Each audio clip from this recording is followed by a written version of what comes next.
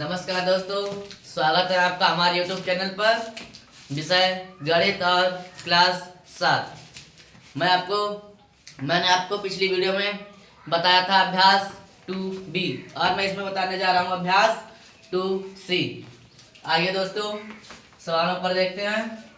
आपका पहला सवाल है 12 गुणे 12 गुणे 12 गुणे 12 गुणे 12 गुणे 12 को घात के रूप में लिखिए। मैंने आपको बताया था कि जितनी बार उसकी गुणा होती है उतनी उसकी घात होती है, या जितनी घात होती है हम उसकी उतनी बार ही गुणा करते हैं। इसमें 1 2 3 4 5 6, इसमें कितनी बार गुणा है? 6 बार। ऐसे 12 गुणे 12 गुणे 12 गुणे 12 गुणे 12 गुणे 12, 1 2 3 4 5 6 बार है। तो 12 इस ये गुणा है ना, तो जिसमें घात नहीं लगी होती उसमें एक घात होती है। तो एक इसकी, एक इसकी, एक इसकी और एक इसकी, इसकी। अब मैं 12 आधार ऐसे ही लगाएंगे, समान है। और 1 2 3 4 5 6 इसकी घात जोड़ लेंगे कितना आ जाएगी? 6। मैंने आपको बताया कि गुणा में घातें जुड़ जाती हैं। ऐसे करना या ऐसे गिनना, 1 2 3 4 5 6। तो इसका आंसर 12 की घात 6। बस घात में बुझ रहा है क्योंकि सवाल पूरा हल किया हुआ है। और आपका ऐसे ही दूसरा सवाल है, क्या कह रहा है? 15,625 को आधार 5। अब इसमें जो 12 आधार है, ऐसे ही इसको 5 आधार रखना और आधार 25।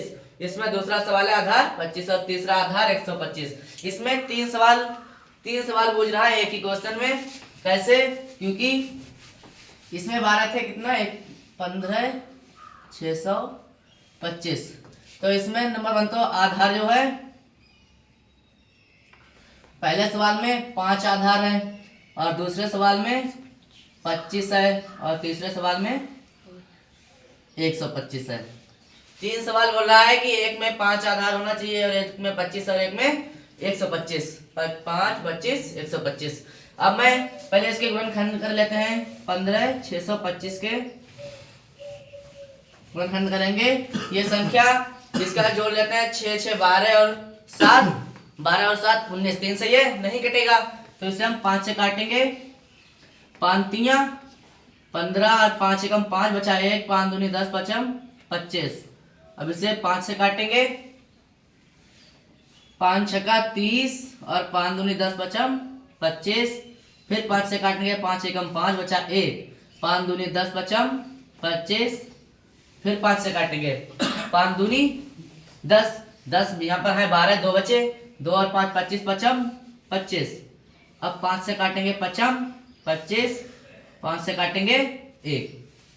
अब देखिए कितना आया 625 का 5 गुणे 5 गुणे 5 गुणे 5 गुणे 5 गुणे 5, 1 2 3 4 5 6, 1 2 3 4 5 6 बार आया है। अब देखिए 5 का आधार पूछ रहा है तो आपका पहला सवाल हो जाएगा 5 के आधार पे। 5 तो आधार इस सब में है, घात एक एक है, जिसमें घात न लगी होती उसमें घात 1 होती है। तो और गुणा में जुड़ जाएंगी 1 2 3 4 5 6। तो 5 की घात में तो 6 आ जाएगा, इसका आंसर इतना आ जाएगा। और आपका जो दूसरा सवाल है इसी में वो कितनी 25 की घात पूछ रहा है। अब पचम 25 एक जोड़ा यहाँ पर बन जाएगा तभी 25 आ जाएंगे। और पचम 25 यहाँ पर भी 25 आएगा, पचम 25। ऐसे ही गुणा करेंगे तो फिर इतना ही आ जाएगा ना, क्योंकि 5 की गुणा करेंगे तो 25 आ जाएगा। तो 5 गुणा लिख सकते हैं। तो 1 2 3 इसमें भी घात एक ही होती है। तो जब 25 की आधार लेंगे तब कितना आएगा? 1 2 3। तो 25 की घात 3 आ जाएगी। और ऐसे ही आपका तीसरा सवाल है इसी में तीसरा सवाल क्या? 125 की 125 की। तो आधार तो 125 रहेगा। अब इसमें हम 125 देखते हैं। अब ऊपर से पचम 25 पंजे 125, तब 3 का जोड़ा बनता है तब 125 आएगा ना। और जब 3 का जोड़ा इधर ना, 3 का जोड़ा इधर बनेगा तो 125 के तो 2 ही जोड़े बनते हैं। तो 125 की घात 2 हो जाएगी ना। बस आपका ये सवाल भी पूर्ण हुआ। आधार बोल रहा है, एक में ही 3 सवाल है तो तीनों के लिए हम ऐसे ही हल कर देंगे आंसर। और आपका अगला सवाल क्या है? अगला सवाल है तीसरा, 0.0001 को आधार 0.01 पर घात के रूप में व्यक्त कीजिए। देखिए घात के रूप में कैसे व्यक्त करेंगे इसे।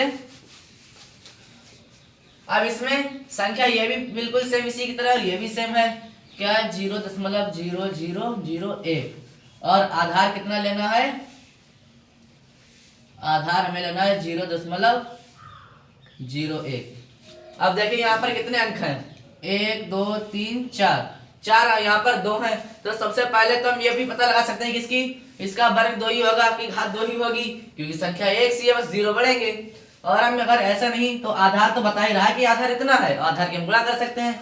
तो हम 0.01 की अगर गुणा करके देख लें 0.01 तब भी उतना ही आएगा, एक की गुणा करेंगे तो उतना ही आएगा। और फिर हम करेंगे 0 की गुणा 0 0 0, फिर 0 की करेंगे 0 0 0, तो 1 0 0 0 0। कितने के बाद है, 2 ऊपर है और 2 नीचे, तो चार अंकों के बाद 0 लगाएंगे, 1 2 3 4, यहाँ पर 0 लगा देंगे 0 0 0 1, और यहाँ पर कितना दे रखा है 0 0 0 1। तो कहने का मतलब हमने एक बार यहाँ पर गुणा करी, एक बार ये, तो इसकी घात 2 हो जाएगी। या आपके लिए वर्ग याद हो तब भी आप कर सकते हैं, क्योंकि अगर हम 0 का वर्ग अगर संख्या 10 है, अगर हम 10 की गुणा 10 से करते हैं तो 2 0 हो जाते हैं। वैसे इसमें 1 0 है, ऐसे ही हम 2 बार करेंगे और 2 के बाद है तो 4 अंक हो जाएंगे, 1 2 3 4। तो ऐसे ही अगर इसका हम आधार इतना लेंगे तो कितना आएगा, इसकी घात आएगी 2 आएगी। ये भी आपका सवाल पूर्ण हुआ। और इसमें और भी कुछ बोल रहा है, इतने को आधार 0.0 पर घात के रूप में व्यक्त कीजिए। बस आपका इतना ही आंसर है। और इस ऐसे में ही चौथा सवाल आपका 1000/1331 को आधार 10/11 पर घातीय संकेतनों में व्यक्त कीजिए। अब इसमें भी आधार आपके लिए दे रखा है, क्या है, कितना सवाल है, चौथा सवाल है 1000/1331। इसमें आपके लिए आधार दे रखा है, आधार है 10/11।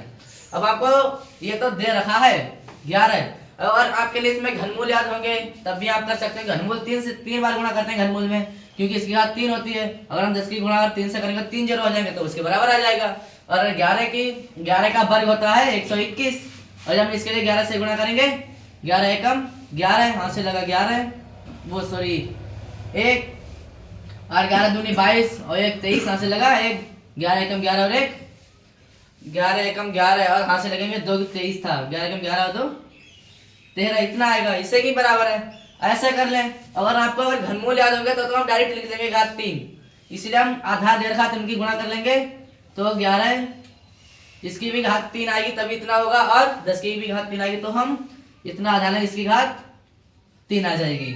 क्योंकि हम अगर 10 की गुणा 3 बार करेंगे तो 1 2 3 और 1 की गुणा करते हैं तो 3 0 आ जाएंगे।